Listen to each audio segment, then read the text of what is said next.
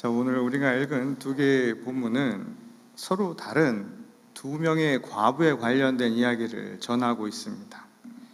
이 유대의 가부장적 사회에서 특별한 가문의 여성이 아닌 한 과부는 사회적으로 가장 취약한 계층을 대변하는 사람들이라고 할 수 있죠. 이 본문에 등장하는 두 여성도 형편이 아주 여의치 않은 딱한 처지에 있었던 것으로 보입니다. 먼저 구약의 본문 말씀에 나오는 사르밧 과부의 이야기로부터 오늘 말씀을 시작해 보도록 하겠습니다. 지금의 레바논 땅에 속한 이 사르밧이라는 마을에 선지자 엘리야가 찾아가면서 오늘 이야기는 시작이 되지요. 가뭄을 피해 은거하던 엘리야는 하나님의 말씀을 따라서 이방 땅인 시돈 지역의 사르밧으로 향해 갑니다. 엘리야는 거기서 우연히 땔감을 줍고 있던 한 과부를 발견합니다. 그리고는 다짜고짜 과부에게 다가가서 마실 물과 먹을 것을 좀 내어오라 라고 그렇게 요구를 하죠. 오랜 세월을 얻어먹고 살아서 그런지 먹을 것을 청하는 엘리야에게서 전혀 거리낌을 찾아보기가 어렵습니다. 하나님께서 그리하라 하셨으니 아마도 당연한 일이라 그는 생각했던 것으로 보입니다. 그러나 정작 부탁을 받은 과부에게는 손님을 대접할 정도의 음식이 남아있지 않았지요. 너무나 당당하게 먹을 것을 달라는 이방 사람이 참으로 어이가 없었을 것입니다. 과부는 한 끼 분량 남은 식량을 다 먹고 나면 더 이상 먹을 게 없어서 죽을 일만 남았다, 그렇게 하소연을 합니다. 이 자식조차 먹일 게 없어서 걱정인 과부에게 이처럼 난데없이 찾아와 먹을 것 내놓으라는 이방 나그네의 말에 참으로 기가 막힐 노릇이었을 것입니다. 그런데 죽을 만큼 가난과 굶주림으로 힘들다고 말하는 이 여인의 탄식에도 불구하고 엘리야는 두려워하지 말고 가서 남아있는 재료로 음식을 만들어서 내게 먼저 가져오라, 그렇게 재차 요구를 하죠. 물론 이처럼 엘리야가 뻔뻔할 정도로 요구하는 데에는 그만한 확신이 있었기 때문이라고 할 수 있습니다. 이 벼룩의 간을 빼먹는 심보라기보다는 하나님의 계획에 대한 확고한 믿음을 그는 가지고 있었기 때문입니다. 과부의 식구에게 필요한 모든 것을 하나님께서 채워주실 것이라는 믿음을 그는 가지고 있었던 것이죠. 그렇다면 이 이야기는 이방 여인의 순종을 시험하기 위한 말씀이라고 할 수 있을까요? 저는 이를 보다 분명하게 이해하기 위해서는 하나님으로부터 부름받았던 바로 선지자 엘리야의 활동 배경을 먼저 살펴볼 필요가 있습니다. 이 엘리야는 북이스라엘 왕국의 아합 왕 때 뛰어난 예언자로 활동했던 인물이었죠. 아합 왕의 시기는 시돈 출신 왕비 이세벨의 악행을 통해서도 잘 알려진 것처럼 유대 사회에 바알 숭배 사상이 본격적으로 유입되던 때였습니다. 이 바알은 풍요와 소유를 나타내는 신이었죠. 이 풍요를 누리고 소유하고 싶어하는 인간의 욕망을 그대로 옮겨다 놓은 것이라고 해도 과언이 아닙니다. 어쩌면 그것은 우리 마음에 나타난 욕망을 그대로 표출한 모습이라고 할 수 있을 것입니다. 그만큼 많은 사람들은 유혹되기가 굉장히 쉬운 미신과도 같았던 것이었습니다.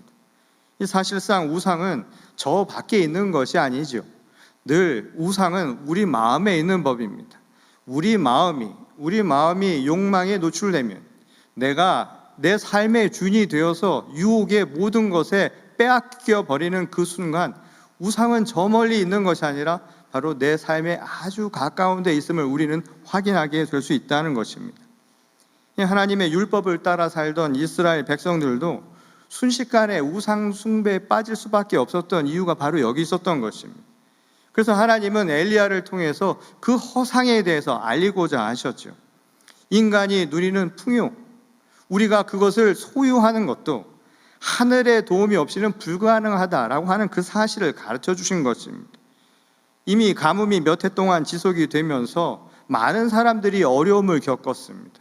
그리고 그것은 엘리야조차도 여러 곳을 전전긍긍하며 다녀야 하는 상황을 만들어내지요. 그리고 그것은 오늘 이 이야기의 배경이 되는 사르밧에서도 마찬가지였습니다. 이방의 신을 따르던 그들도 생명의 유지는 불가능했다는 것을 보여주는 모습이었지요. 아무리 풍요와 소유라고 하는 것이 나타날지라도 하늘의 도움이 없다면 우리의 생명을 유지할 수 없다는 것을 보여주는 모습이었다는 것입니다. 그런 의미에서 엘리야가 과부에게 요구한 건 한 줌의 밀가루가 아니었다는 거예요. 그것을 통해서 만들어온 떡 한 덩이를 요구한 것이 아니었다는 것입니다. 오히려 한 줌의 소유밖에 되지 않는 것에 마음을 두고 살아가는 바로 그 시대의 사람들에게 전하는 메시지였던 것이었죠. 생활이 풍족해진다고, 내가 거기서 무엇을 얻고 소유하며 산다고 해서 우리의 생명이 보존될 수는 없다는 사실입니다. 이와 관련해서는 예수님도 어리석은 부자의 비유를 통해서 우리에게 가르쳐 주신 바 있는 말씀입니다. 이 누가복음 12장 말씀을 보면 이런 이야기가 나오죠. 또 내가 내 영혼에게 이르되 영혼아 여러 해 쓸 물건을 많이 쌓아두었으니 평안히 쉬고 먹고 마시고 즐거워하자 하리라 하되 하나님은 이르시되 어리석은 자여 오늘 밤에 내 영혼을 도로 찾으리니 그러면 내 준비한 것이 누구의 것이 되겠느냐 하셨으니 자기를 위하여 재물을 쌓아두고 하나님께 대하여 부요하지 못한 자가 이와 같으니라. 우리가 세상을 살아가는 데 있어서 우리 생명의 근원이 풍요와 소유에서 출발하는 게 아니라는 거예요. 다시 말해서 바알을 숭배하면서 우리가 빼앗겼던 우리 마음의 욕망이 곧 풍요와 소유에 대한 우리의 유혹이 생명의 본질적인 문제가 될 수 없다는 사실을 가르쳐준 말씀이죠.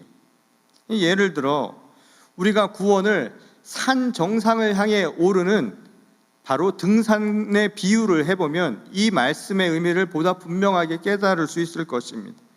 이 산에 오르면서 혹여 길에서 돈을 줍기도 할 수도 있을 것이고 또 어떤 이는 보물을 발견할 수도 있겠죠. 또 길을 가면서 마음에 드는 사람을 만나서 함께 길동무가 되어 걸어가는 기쁨을 얻을 수도 있겠죠. 그것은 다 기쁜 일입니다. 그것도 복입니다. 그렇지만 그렇다고 해서 그것이 궁극적인 목적이 되지는 않는다는 거예요. 그저 생명의 구원이라는 등산길에서 잠시 그 순간 우리에게 기쁨을 주는 감사의 대상일 뿐이라는 것이죠. 만약 산 정상에 오르지 못하고 그냥 거기 머물러 있거나 어딘가에 갇혀 있다고 한다면 그 많은 것을 소유한들 그것이 우리에게 과연 무슨 소용이 있겠느냐는 말씀입니다.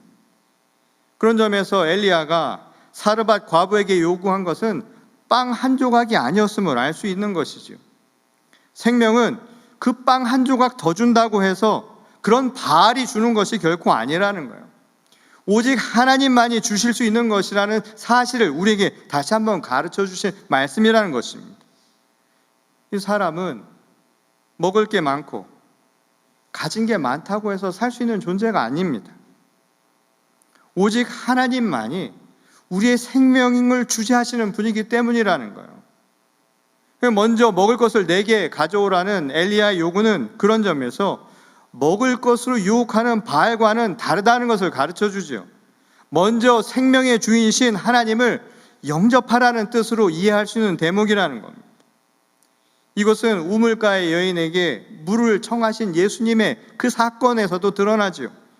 그에게 생수에 대해서 말씀하시며 내가 청한 것은 그냥 내 육신의 갈증을 해소시키는 것인지 모르지만 내가 너에게 줄 것은 영원한 생명이라고 하신 그 말씀과도 같은 맥락으로 이해할 수 있는 대목이라는 것입니다. 물론 공공한 과부의 삶을 생각해 보면 이거 좀 무리한 것 아닙니까? 이건 좀 억지 아닙니까? 라고 생각할 수 있는 대목이기도 하죠. 여전히 입으로 들어가는 빵에만 주목하고 있다면 충분히 그럴 수 있는 이야기일 수 있습니다. 근데 그것은 광야에서 예수님을 시험한 사단의 유혹도 마찬가지였죠. 그러나 엘리야를 통해서 전하고자 하신 하나님의 메시지는 우리의 입으로 들어가는 빵의 이야기가 아니었다는 거예요. 다시 말해서 물질적 세계의 가치를 이야기하는 게 아니었다는 것입니다. 우리의 마음, 보이지 않는 바로 그 중심을 이야기하고 계신 것이었죠. 우리의 생각과 행위를 결정하는 기준이 풍요와 소유를 통해서 얻어질 수 있는 게 아니라는 거예요. 그러니 바알을 아무리 숭배해도 그것은 얻을 수 있는 게 결코 아니라는 것입니다. 오직 생명의 주인이신 하나님만이 모든 것의 주인이 될 수 있다는 사실을 다시 한번 깨달으라는 말씀이었다는 거예요. 그런데 이 말씀을 엉뚱하게 이해하면 아주 어처구니 없는 상황이 벌어지기 마련입니다. 그것은 오늘 복음서에 등장하는 유대의 종교 지도자들이 그 단적인 사례라고 할 수 있죠. 왜 그들이 비판을 받을 수밖에 없는가가 바로 그 모습을 보여준다는 것입니다. 그들은 사람들로부터 높임을 받고 자기 자신을 과시하고 싶은 욕망으로 가득했던 사람들이라고 성경은 묘사하고 있습니다. 이 사회적인 약자라고 할 수 있는 과부들의 재산을 착취하면서도 전혀 죄의식을 느끼지 않은 사람들이었어요. 그만큼 자신의 지위, 자신이 가지고 있는 당시의 권세를 당연한 것으로 받아들였다는 것입니다. 아마도 그들은 스스로를 엘리야처럼 생각했는지도 모르죠. 그리고 엘리야의 이야기를 그들 나름대로 이렇게 해석했는지도 모릅니다. 가난한 과부에게 먹을 것을 내놓으라고 태연하게 요구한 엘리야의 이야기를 그냥 문자 그대로 해석해서 을의 주의 종이 섬김 받는 것을 당연한 것처럼 여겼을 수 있다는 것이었습니다. 이 식당에 그 지역의 국회의원과 그리고 그 지역을 관장하는 검사, 그리고 그 식당에 다니고 있는 교회의 담임 목사, 이 셋이서 같이 식사를 했다는 거예요. 그런데 밥을 다 먹고 식대비를 내는데 과연 누가 식사비를 냈겠습니까? 결국은 낼 생각을 하지 않아서 식당 주인이 냈다라는 우스갯소리가 있습니다. 받는 것에 익숙하고 그리고 내가 가진 그 자리에 대한 당연한 생각이 바로 이런 결과들을 지금도 여전히 초래하고 있는 것이죠. 말씀의 의도를 왜곡해서 자기 유익을 위해 오용하고 있었던 것은 바로 당시 유대 종교 지도자들도 마찬가지였다는 거예요. 그리고는 아무런 양심의 가책도 없이 주의 종에게 베푼 만큼 하나님께서 되갚아 주실 것이라는 말로 자신의 행위를 분명히 정당시켰을 것이라는 생각을 할 수 있는 대목이라는 거예요. 예수께서 과부의 자산을 삼키는 자로 그들을 묘사하신 데는 바로 그럴 만한 이유가 있었던 셈이었죠. 자신의 욕망을 채우기 위해 가장 연약한 사람들을 못 살게 구는 것은 이 종교 지도자로서는 결코 용서받을 수 없는 악행에 해당되는 부분입니다. 하지만 더 큰 문제는 그들이 자신들이 행한 일에 대해서 전혀 뉘우칠 기미를 보이지 않았다는 바로 그 사실이었습니다. 오히려 자신의 신앙생활을 드러내고 마치 수도자인 것처럼 과시하는 것에만 몰두하며 살았다는 거예요. 사람들의 이목에만 집중했을 뿐이지 정작 자신의 내면을 살펴보지 않은 위선적이고 가식적인 모습을 보여주었던 것이었습니다. 결국 하나님을 주인으로 삼은 게 아니라 스스로 자신이 주인이 되려고 했던 것, 결국 욕망의 노예가 되었음을 보여준 것이었죠. 그것은 허상을 섬기는 우상 숭배자와 다를 바 없는 모습이었던 것이었습니다. 그런 맥락에서 두 렙돈의 헌금으로 잘 알려진 과부의 이야기도 우리가 잘 이해할 필요가 있는 대목입니다. 분명 예수님은 이 과부를 통해서 진정한 신앙인의 모습을 이야기하고자 하신 것은 틀림없는 사실이죠. 그렇지만 예수님이 이 여인의 신앙을 높이 평가한 것은 그가 얼마를 했는가, 그 헌금 자체, 그 생활비라고 하는 것에 초점이 있었을 리 만무하다는 거예요. 사르밧의 과부 이야기에서도 그랬던 것처럼 메시지의 핵심은 우리가 볼 수 있는, 우리가 만질 수 있는 물질적 세계나 가치에 있는 것이 결코 아니었기 때문입니다. 돈의 가치나 수량은 중요한 부분이 결코 아니라는 거예요. 두 렙돈이라는 액수가 아니라 바로 그것을 드렸던 그 여인의 마음, 그 과부의 마음이 더 중요한 부분이라는 것이죠. 우리는 어느새 이 물질적 가치에 익숙해진 세상을 살다 보니 시장 가치로만 모든 것을 평가하는 경향이 있죠. 그래서 성경의 이야기도 자주 오독하는 경우가 많습니다. 그중 대표적인 것이 포도원 품꾼의 비유 이야기도 마찬가지죠. 우리는 그 이야기를 보면서 사람들이 받았던 한 달란트라고 하는 그 돈에만 모든 것을 집중하는 경향이 있습니다. 그래서 주목해야 할 것은 그것이 아니라는 거예요. 돈에만 집중하다 보면 왜 똑같은 돈을 받았느냐고요. 똑같은 시간이 아닌데 왜 똑같은 임금을 받았는가에만 주목한다는 것이죠. 근데 더 중요한 것은 어려움을 겪고 있는 그 일꾼들에게 일자리를 주고 있는 바로 주인의 마음이라는 거예요. 포도원 품꾼의 비유 이야기를 통해서 우리가 생각해 볼 것은 돈을 주고받은 이야기가 아니고 얼마나 받은 것이 아니라 얼마나 노동하고 얼마나 받은 이야기가 중요한 것이 아니라 그것을 갖지 않으면 굶어 죽을 수도 있는 그들에게 일자리를 제공한 주인의 마음, 그 우리를 향한 아버지 하나님의 마음을 들여다보는 것이어야 한다는 것이죠. 어느 시인의 고백처럼 하나님 나라에는 아라비아 숫자가 없다는 말이 있습니다. 우리가 성경의 메시지를 이해할 때 놓치지 말아야 할 부분도 바로 거기에 있는 거예요. 우리 삶이 물질적 가치로만 설명될 수 없는 더 중요한 가치가 그 너머에 있기 때문이라는 것이죠. 오래전에 감자탕 교회 이야기라는 이 책을 본 일이 있습니다. 그 교회가 감자탕 교회가 된 사연도 참 재미있죠. 아마 한국은 상가에 있는 교회들이 많다 보니까 상가에 간판들이 많죠. 그러니까 옆에서 보면 교회는 보이는데 위에 아마 식당 이름이랑 헷갈렸던 모양입니다. 그래서 그 교회 이름을 그 이후로 감자탕 교회라고 사람들이 불렀던 모양이에요. 그런데 그 교회의 특징 가운데 하나는 들어오는 모든 수입을 한 달에 100만 원이라고 하는 일정 금액만 남겨놓고 나머지는 모두 선교비나 구제비로 사용을 했던 교회였다고 합니다. 근데 어느 날 한 여자 집사님 한 분이 담임 목사님을 찾아와서 자신의 전 재산을 기증하겠노라 그렇게 이야기를 하는 것이었습니다. 그 여인은 남편과 일찍 사별을 하고 혼자 사는 과부 집사님이었습니다. 오래전 자신이 가진 전 재산을 때가 되면 하나님 앞에 다 드리겠노라 그런 서약을 한 바가 있어서 더 늦기 전에 이를 실행에 옮기겠노라 그렇게 생각을 하며 그날 담임 목사를 찾아온 것이었습니다. 근데 그가 내놓으려고 한 것은 작은 상가의 등기 권리증이었다는 거예요. 근데 그때 그 상가가 시가로 1억 원 정도 되는 건물이고 보증금이 2,500에 아마 월세가 50만 원 정도 되는 상가였다고 합니다. 근데 그것을 임대한 것이었어요. 그리고 그 집사님은 그것을 임대한 걸 가지고 그 보증금으로 전세방을 얻어서 그 월세를 가지고 살아가는 넉넉지 않은 살림살이를 하고 있었습니다.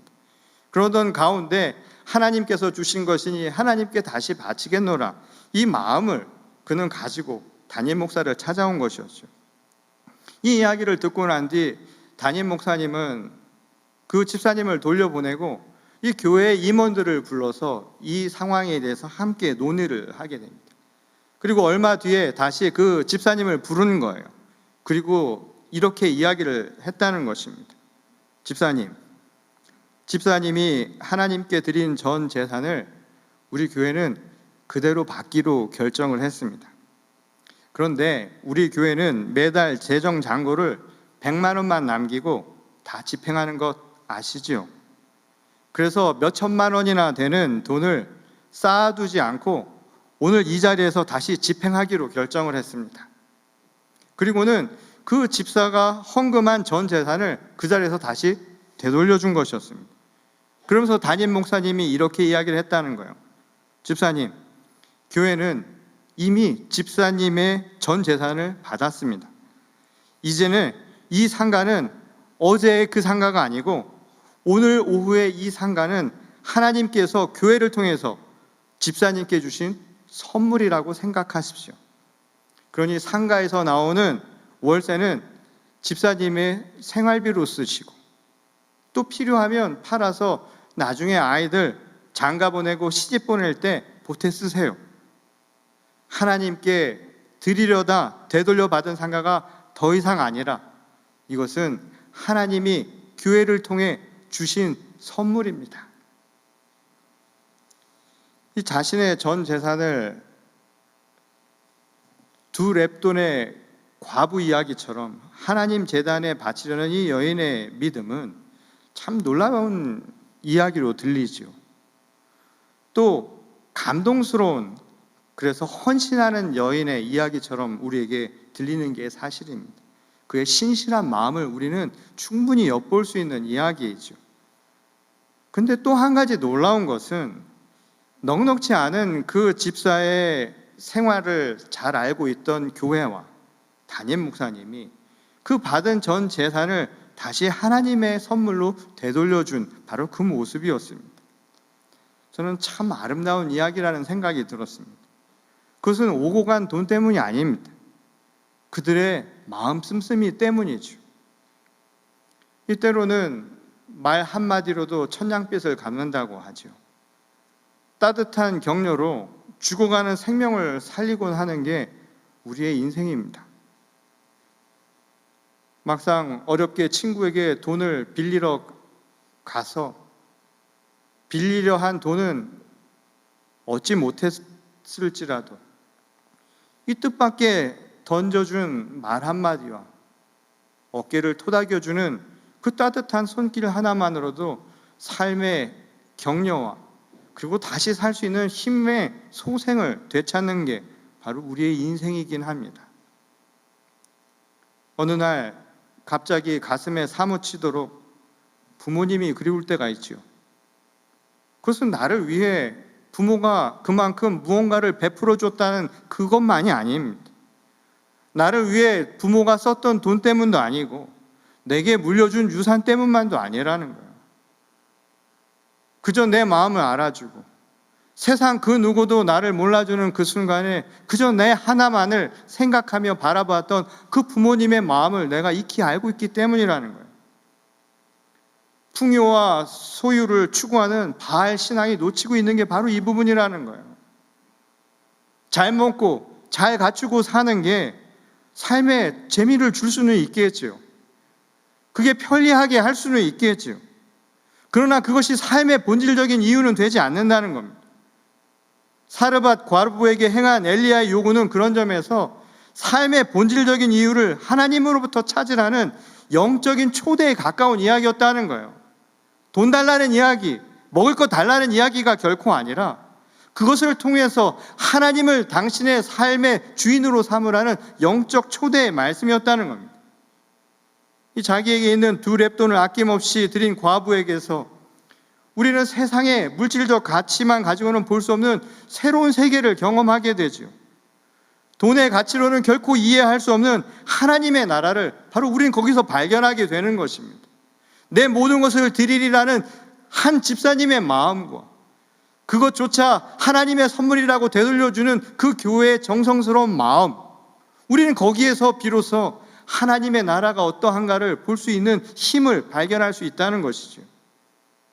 그런 의미에서 두 렙돈의 과부 이야기 바로 뒤에 성전의 몰락을 예고한 예수님의 선포는 결코 놀랄만한 이야기가 아니었던 것이었죠.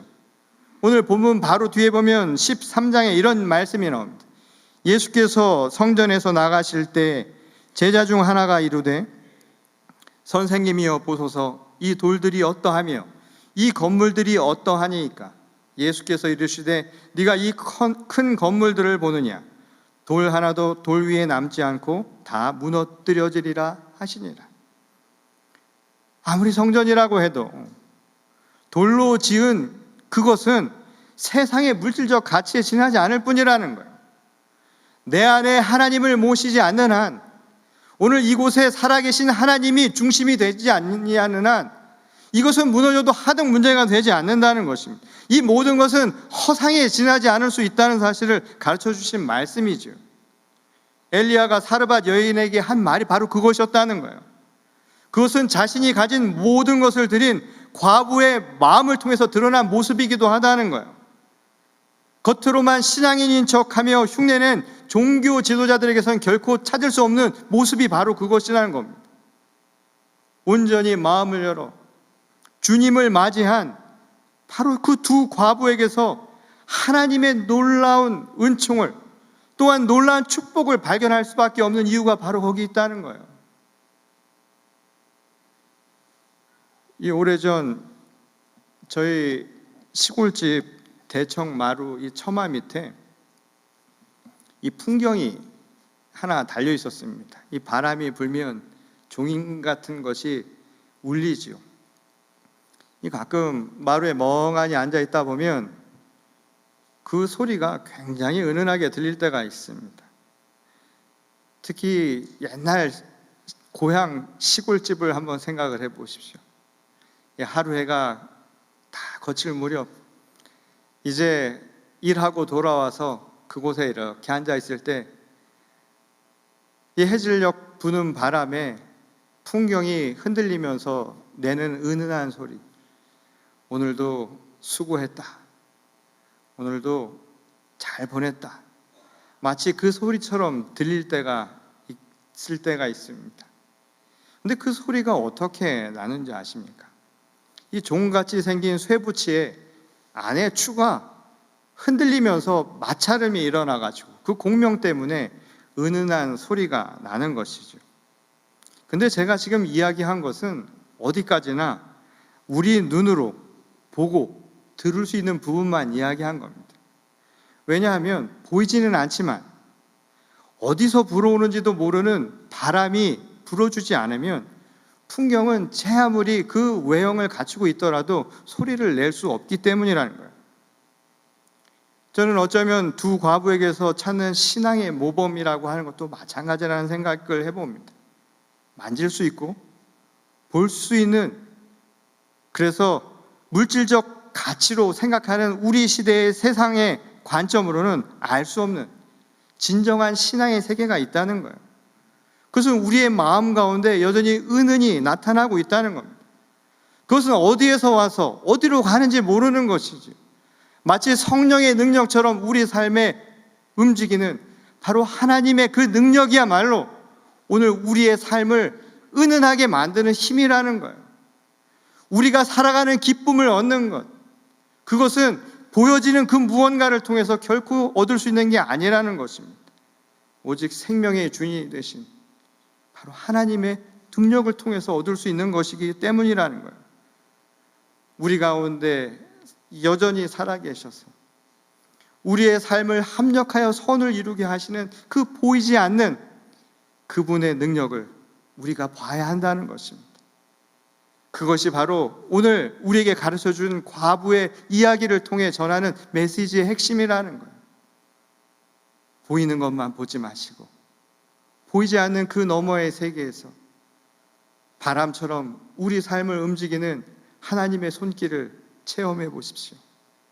그리고 그것을 우리 삶의 울림으로 서로에게 전하는 복음의 전도자들이 될 수 있기를 소원합니다. 그래서 부딪히는 대로 이야기하는 것이 아니라 하나님의 음성대로 내가 따르고 순종할 때 하나님의 말씀이 내 입술로 고백이 되고, 어디에서 와서 어디로 가는지 모르는 우리의 인생이지만 날마다 우리의 삶을 통하여 합력하여 선을 이루게 하시는 그 하나님의 능력을 내 마음 깊은 곳에서 은은한 찬양으로 고백할 수 있는 우리 모두가 될 수 있기를 소원합니다. 그래서 우리가 살아가는 이 시대 풍경 소리와 같이 감사와 찬양의 소리가 멈추지 않는 이 세상을 함께 만들어가는 저와 여러분 모두가 될 수 있기를 주님의 이름으로 간절히 축원합니다. 우리 다 같이 기도하겠습니다. 아버지 하나님, 감사를 드립니다. 부족한 저희지만 우리 삶에 찾아오셔서 은은한 하나님의 능력을 고백하게 하시고, 또한 하나님의 그 생명의 선물을 감사의 마음으로 찬양케 하시니 감사를 드립니다. 오늘 우리들이 살아가는 모습 속에서 보이는 것만, 들리는 것만, 만져지는 것만 보며 살아가는 것이 아니라 보이지 않는 하나님의 은총 가운데 머물며 하나님의 말씀 안에 살면서 하나님을 찬양하며 고백하는 주의 거룩한 교회와 성도가 되게 하여 주시옵소서. 오늘 이 시간 풍경소리처럼 이곳을 채우시기를 원합니다. 하나님을 찬양하는 소리로 채우시고 우리의 삶이 은은하게 하나님의 은혜로 가득 채워지는 하나님의 놀라운 은총을 모두가 체험케 하여 주시옵소서. 오늘 이 시간 주시는 은총에 감사드리오며 살아계신 우리 주 예수 그리스도의 이름으로 간절히 기도드렸습니다. 아멘.